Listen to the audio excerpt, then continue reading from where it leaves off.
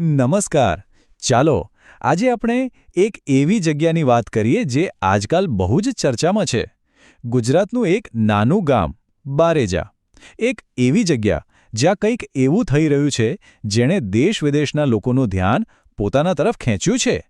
તો ચાલો આસ્થાના આ કેન્દ્રનું રહસ્ય શું છે એને ઊંડાણપૂર્વક સમજીએ. તો સૌથી પહેલો અને મૂળભૂત સવાલ એ જ થાય કે ભાઈ આ બારેજામાં એવું તો છે શું?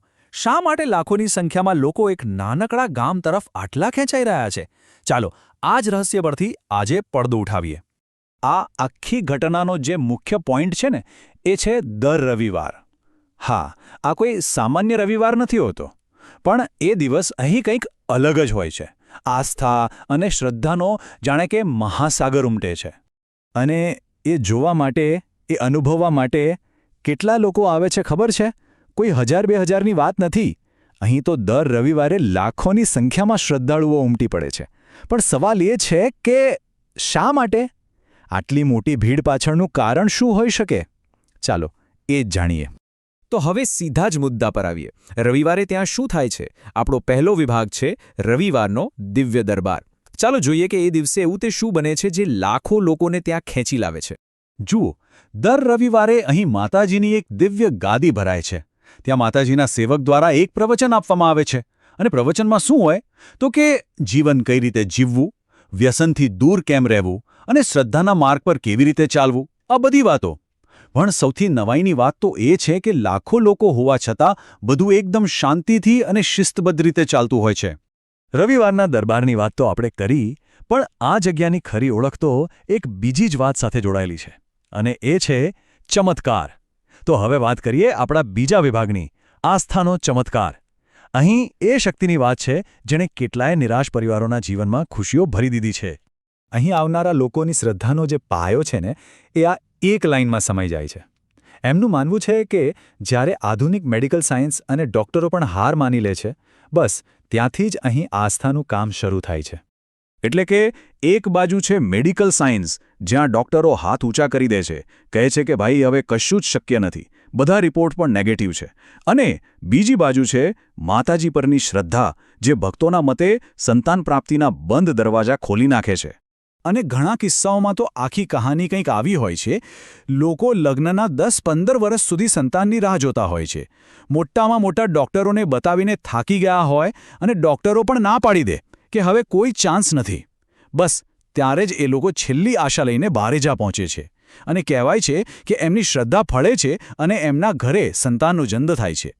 હવે એક એવા શબ્દની વાત કરીએ જે આ જગ્યા સાથે જોડાયેલો છે. અને એ સાંભળીને કદાચ કોઈને થોડું અજુગતું લાગે. ખૂંખાર. તો આપણો ત્રીજો વિભાગ આ જ છે. ખૂંખાર, મેલડીનું સત્ય. ચાલો સમજીએ કે આ શબ્દનો અસલી મતલબ અહીં શું થાય છે. તો સૌથી પહેલાં તો એ સમજી લઈએ કે અહીં ખૂંખારનો મતલબ ડરામણું કે ભયાનક એવો બિલકુલ નથી. અહીં એનો અર્થ છે સાચા માણસનું રક્ષણ કરનાર, અને ખોટાનો એટલે કે દુષ્ટતાનો તરત જ નાશ કરનાર, એક રક્ષક તરીકે. એટલે કે આ ખૂંખાર રક્ષણ કઈ રીતે કામ કરે છે? તો કે જે લાચાર છે, જેની સાથે અન્યાય થઈ રહ્યો છે, એને બચાવે છે. ભક્તોના જીવનમાં જે પણ નકારાત્મકતા કે ખરાબ શક્તિઓ હોય એનો નાશ કરે છે.